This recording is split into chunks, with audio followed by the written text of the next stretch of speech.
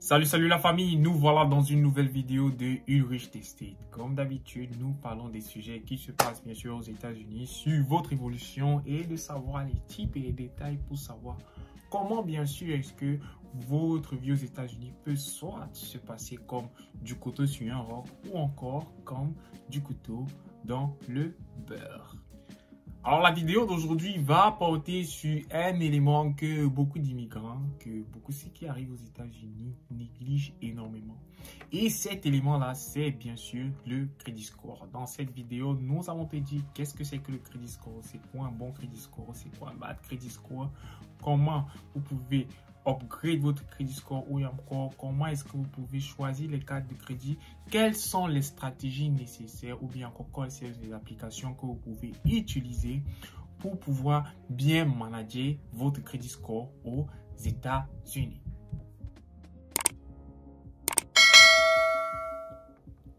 Alors le crédit score est ce numéro-là ou bien ce chiffre-là à 3 numéros qui détermine votre crédibilité aux États-Unis. C'est un crédit que vous allez utiliser partout. Que soit vous voulez avoir une assurance, soit vous voulez avoir une maison, soit vous voulez acheter une voiture. Le crédit score est ici là comme une épée de Damoclès sur votre tête. C'est soit elle vous coupe, soit bien sûr elle vous protège. Donc c'est ça le crédit score, un chiffre qui est bien sûr calculé ici là. Le crédit score est ce chiffre là qui est calculé entre 300 et 800. Donc quand vous avez un crédit score de 300, il est faible. Et quand vous avez un score de 800, il est excellent. Alors, comment est-ce que vous pouvez déterminer quel est votre crédit score? Nous avons deux applications favorites ici aux États-Unis que je préfère souvent conseiller aux gens d'avoir dans leur téléphone parce que ça vous permet de savoir quel est votre crédit score à un instant précis. Et encore, comment est-ce que vous pouvez améliorer votre crédit score dans le futur, quoi. Donc, ces deux applications à savoir, c'est Credit Karma et Experience. Si vous n'avez pas Credit Karma, vous pouvez utiliser Experience ou bien si vous n'avez pas Experience, vous pouvez utiliser Credit Karma. Donc, ça dépend de vous. Vous pouvez soit utiliser les deux pour savoir comment est-ce que votre crédit score évolue. Et à noter ici là que nous avons des agences aux États-Unis qui vous donnent votre crédit score. Ces agences sont Equifax et Fico ou encore vous avez TransUnion. Mais généralement, les différentes agences qui gèrent le crédit score, c'est le Fico Score ou encore vous allez entendre le Equifax ou encore TransUnion Credit Score. Ce crédit score ici détermine votre crédibilité sur le marché. Par exemple, vous voulez acheter un iPhone. Vous partez dans un store et on vous demande qu'est-ce que vous avez le crédit score. Vous dites non. Ça veut dire que vous n'avez aucune base de crédit aux États-Unis qui peut faire en sorte que vous pouvez soit prendre une chose à crédit ou bien payer un intérêt élevé sur différents articles.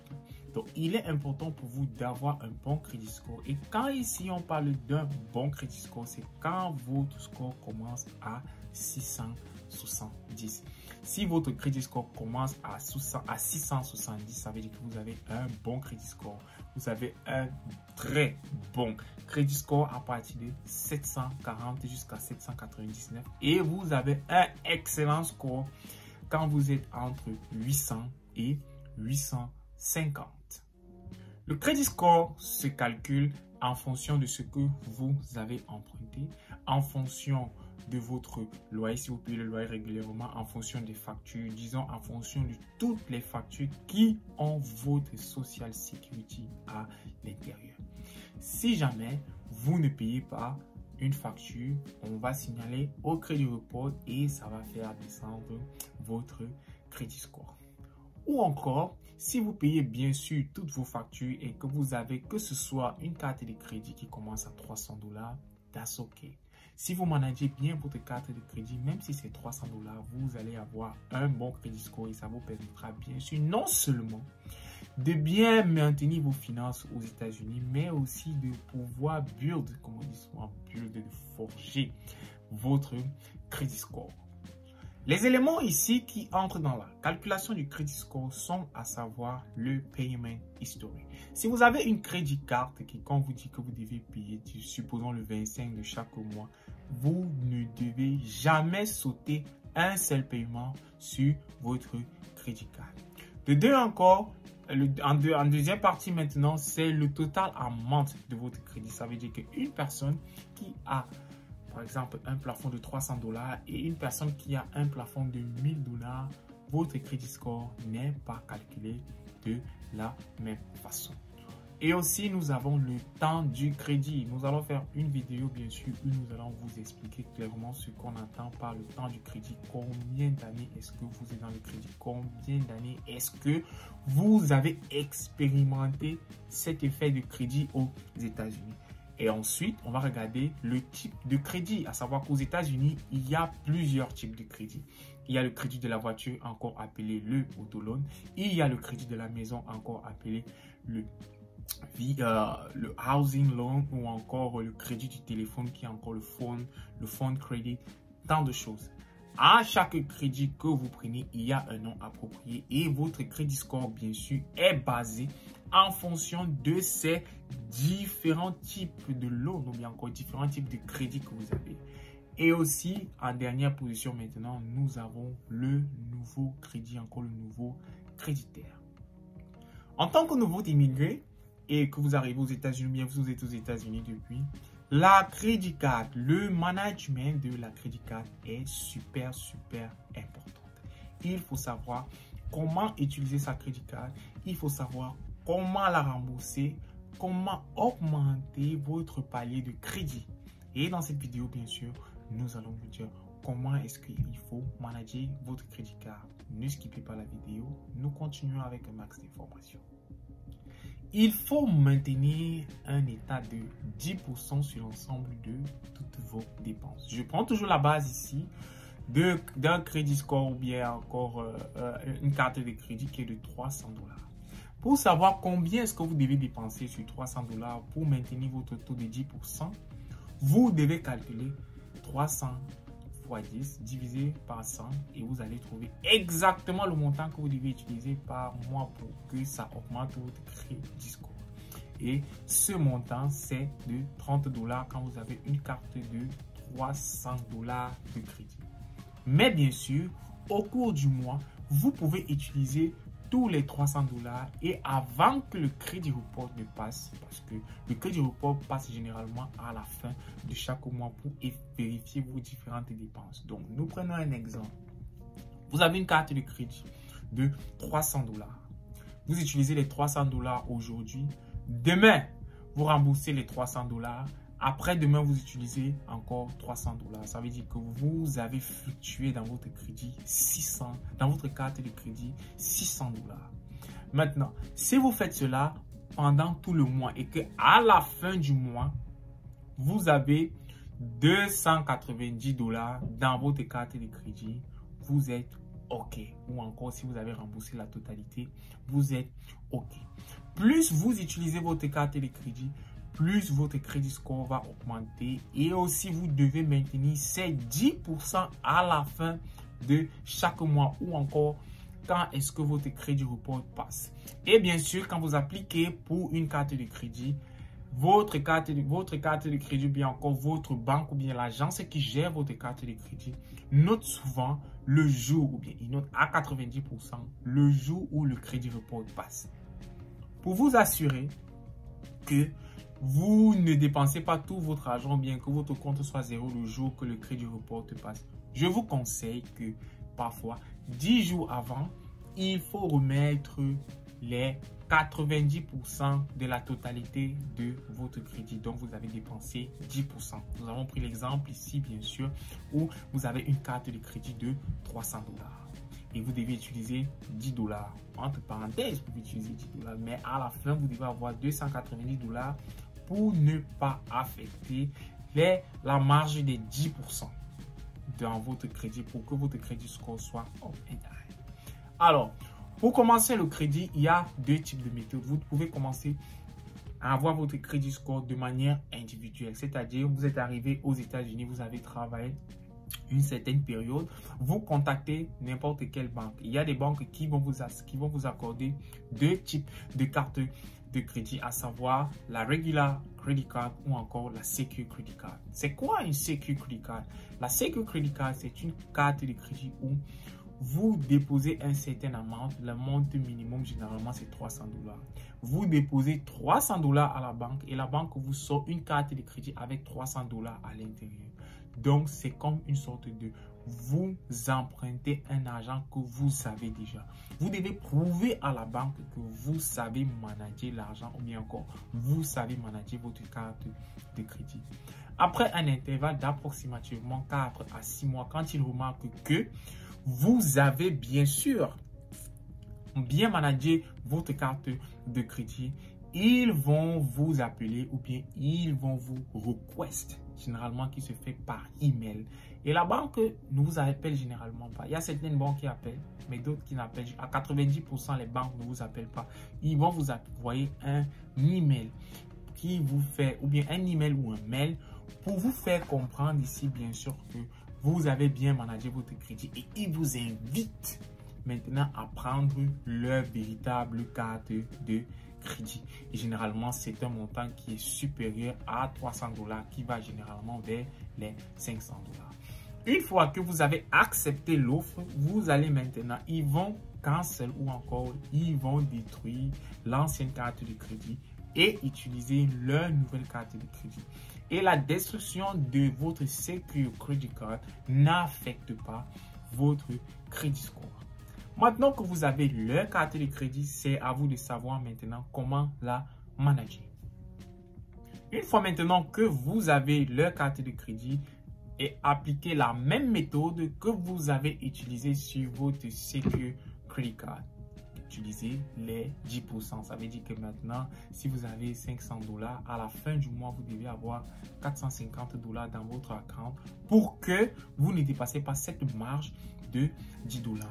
Et plus, vous augmentez votre pouvoir d'achat. Par exemple, si en un mois, dans votre carte de crédit, vous avez fluctué plus de 2000 à 3000 $, dans 1 ou 2 mois garanti, votre crédit, votre plafond de crédit va augmenter.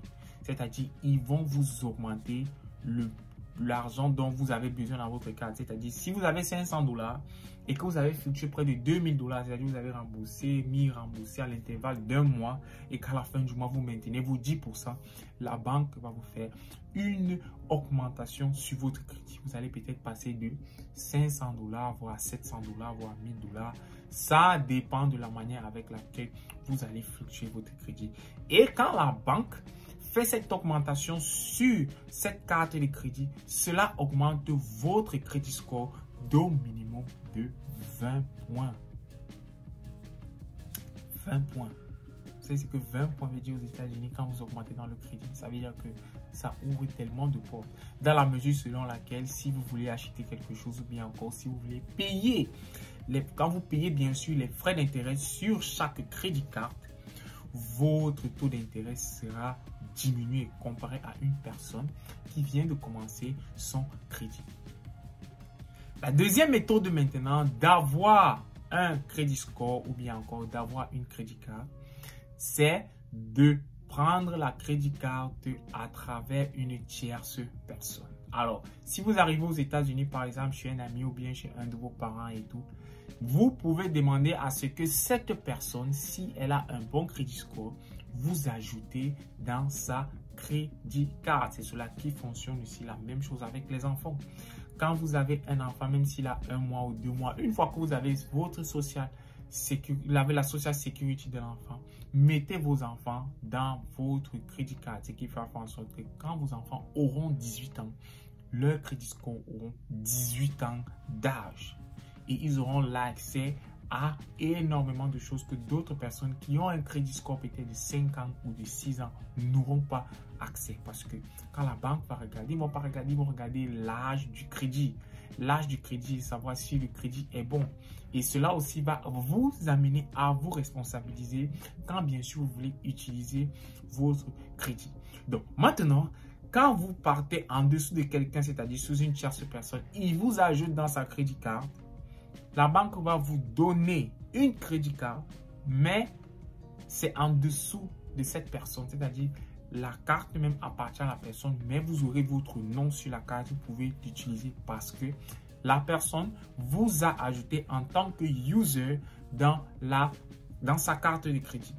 Et ce qui va faire en sorte que si jamais vous commencez avec un crédit score qui est de 650 et que la personne qui a la carte de crédit manage bien sa carte de crédit, quand il a une augmentation, par exemple, de 50 points, ça peut varier chez vous. Vous pouvez monter à 50, à 60. Donc, chacun y gagne. Donc, si vous arrivez aux États-Unis, vous avez la possibilité qu'une personne vous mette dans sa crédit card. Faites-le, soyez responsable et connaissez bien comment manager votre crédit card. Il peut arriver maintenant que votre crédit card ou bien encore que votre crédit score soit affecté. Et votre crédit score est affecté selon 4 grands éléments. Le premier élément, c'est que vous avez manqué un paiement. Quand vous manquez un paiement, ça reste dans votre record pendant 10 ans. 10 ans. Vous manquez un paiement de 20 $, ça va rentrer dans votre record pendant 10 ans et ça va faire descendre votre crédit score. Deuxièmement, si vous faites une fraude avec votre crédit card, cela va affecter votre crédit score et vous serez victime de ce qu'on appelle aux États-Unis le film. Troisième élément qui peut affecter votre crédit score, bien sûr, c'est quand vous ne faites pas, quand vous dépassez la base de 10%. Si dans un mois, vous avez utilisé 25% ou bien 30%, vous verrez par vous-même comment est-ce que votre crédit score sera affecté. Il faut toujours maintenir cette base de 10%. Et enfin, bien sûr, le dernier élément, c'est au niveau de vos factures. Payez votre loyer à temps, payez vos téléphones à temps, payez toutes vos factures à temps. Parce que une fois que vous n'avez pas payé soit vos factures, que ce soit le loyer, le téléphone ou bien l'hôpital, votre agence ou bien votre lease office ou bien encore si vous êtes dans une agence, vous avez un carrier, c'est-à-dire T-Mobile pour le téléphone et tout, ils vont envoyer le rapport du fait que vous n'avez pas payé au collection. Je ne vous conseille pas que votre Social Security Card puisse aller au collection parce qu'une fois arrivé au collection, il vous faudra 10 ans.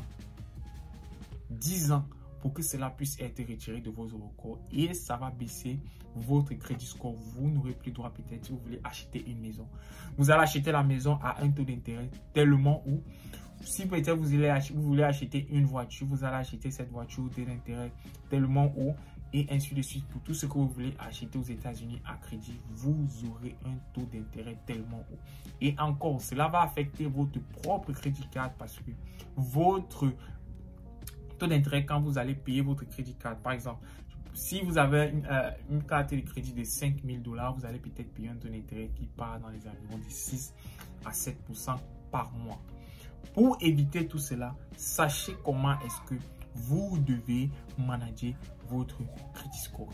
Et pour avoir plus d'informations sur comment manager le crédit score, allez dans la description de la vidéo et shootez-nous un email à notre agence OPQ Consulting ou bien sûr nous vous donnons les conseils pour savoir quand et comment est-ce que vous devez avoir votre crédit card et comment manager votre crédit. N'oubliez pas bien sûr de nous écrire à OPQ Consulting pour que nous vous donnons des conseils sur votre crédit card en français. Nous traduisons en anglais.